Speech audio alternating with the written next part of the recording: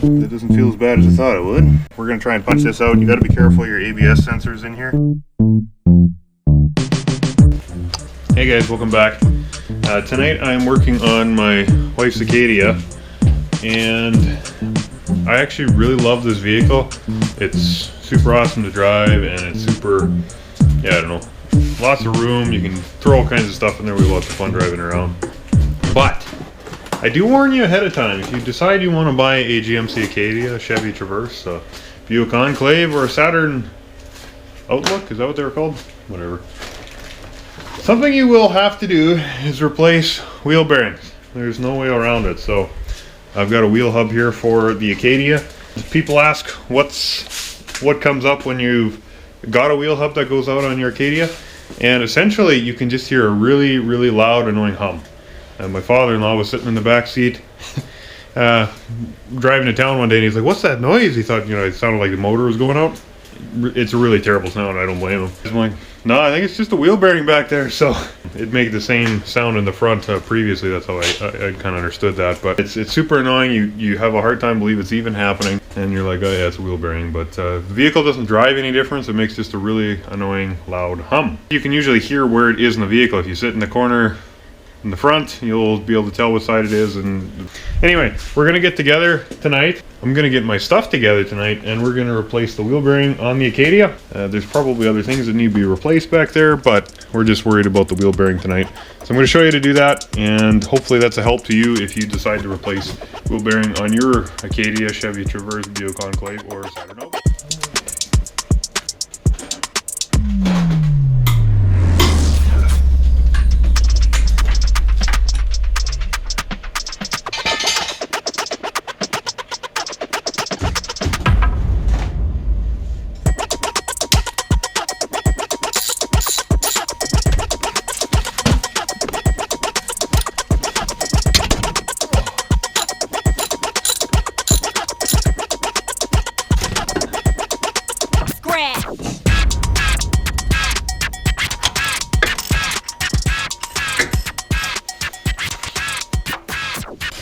Okay, so there'll be a little rubber cap that comes out, and that should allow us to relieve some tension on the brake drum. From if you got the parking brake on, this will be stuck.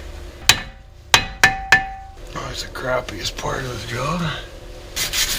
Little devil, there's no one come out of there. Little weasel piss. If you're trying to remove the brake rotor and it's stuck on or dragging on the parking brake, what you need to do is release the tensioner or the adjuster on the park brake. And how do you do that? Well, you get the little rubber plug out as I showed, and then you get the hole that the rubber plug is. It's about kind of 1 o'clock, 1:30, maybe 2 o'clock. It's not quite straight up and down. It actually sits back a little ways. And then inside there's a couple of teeth, and those teeth are what you need to get your screwdriver on and back off to release the tension on the brake pads.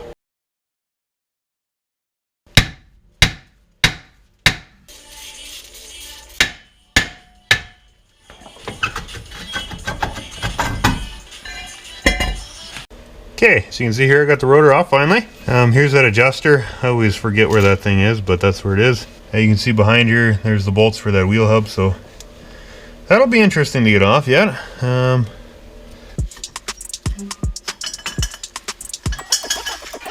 I've seen a lot of people complain about how bad that nut is to get off, and I'll be honest, it's not easy, but it's certainly not the hard part of this job. You can see I just took my gooseneck crowbar deal here, tighten it into the wheel. That allowed me to get enough leverage. I don't know if I caught the piece where I broke it, but it just takes a good oof like that, and it'll come off, and she comes right up. So I don't think we need to take the brake stuff off further than that, but we got to take these bolts off the back, and that'll be one of the bigger challenges. So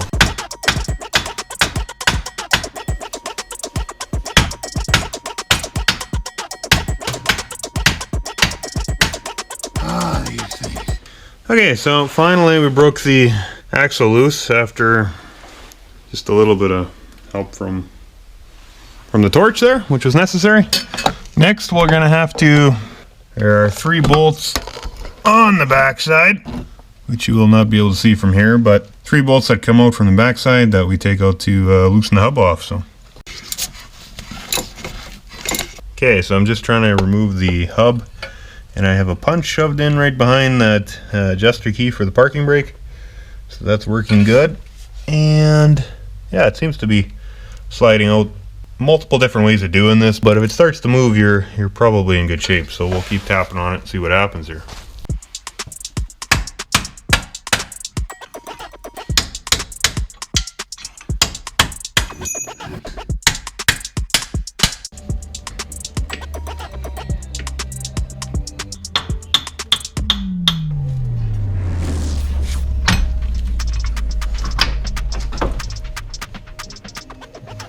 Okay, so I realized that the best way to get this wheel bearing out is to quit banging on the front side and to just drop the whole spindle down and push it back from the back side, which is kind of a bonus on this one that you can do that. So a few pieces here that I think are not in great shape.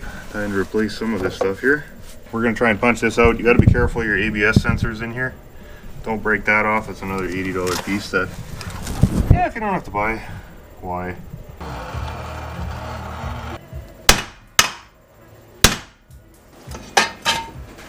I think she broke loose.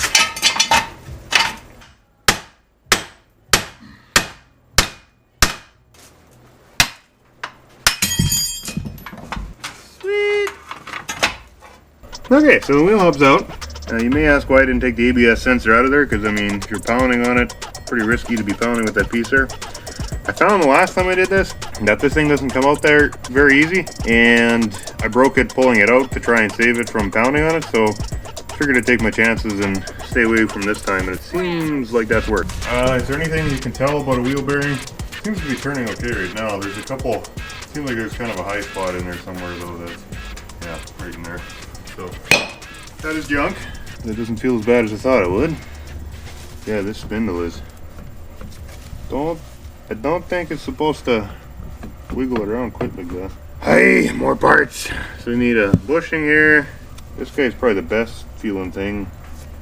Kind of an upper, I don't know what they call it, upper side control arm? I don't know what that is. That one. And then the front one, that one's really pooch. This is where the wheel's always pushing under power. It'll be pulling and pushing underneath this, and this thing is just ratched. This guy here, I mean, I don't think it should wobble like that. You can actually hear it like hitting metal there. So that's done. So 1, 2, 3, 4 parts on this side. Gotta get yet, and then my parking brake debacle here. So, but anyway, that's kind of how that comes out. We're gonna bolt the new one in. I'm gonna put the vehicle back together, just kind of a temporary fix so we can rip it around town a little bit. But I'll have to get these other pieces here because that's not good. Let's put her back together.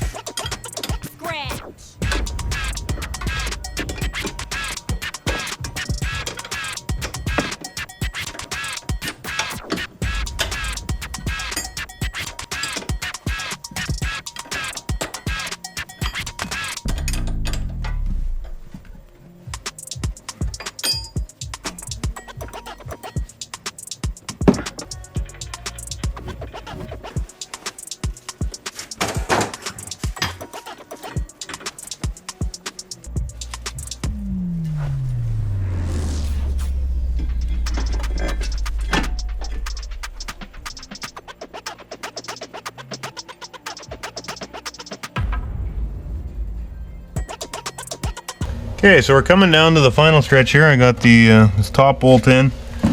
Again, I took this piece out and the bolt down there. Pulled those guys out, pulled this one out, and that allowed me to drop the spindle back and pull it out.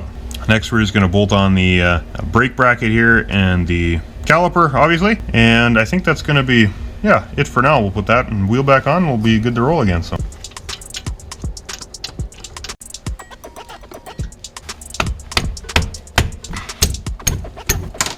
got everything back together. Caliper mounted again. ABS lines on there. Bolts are all tightened, so it's always good to double check. But yeah, we definitely got some suspension problems there. But at least the hub is new anyway. Be all the same for whether you're looking at a Acadia, Chevy Traverse, Buick Enclave, Saturn Outlook. They'll be all very, very similar. Something I would recommend is that you double check your suspension parts before going into this, because if you're there, you know, it's kind of like, well, it's an extra 300 bucks a side problem, but at least it's done. You know, it's good. The only thing I have left to do is to replug that ABS sensor back up underneath, put the wheel on, and then maybe go for a little drive here, see if it works or not. Other than that, I hope you guys, that was helpful to you. I hope that you appreciated a little bit of insight on replacing a wheel bearing on a 2011, pretty much anything from an 07 to 20, probably 16, 17, they're all very. Have a great day, and we'll catch you next one. Take care.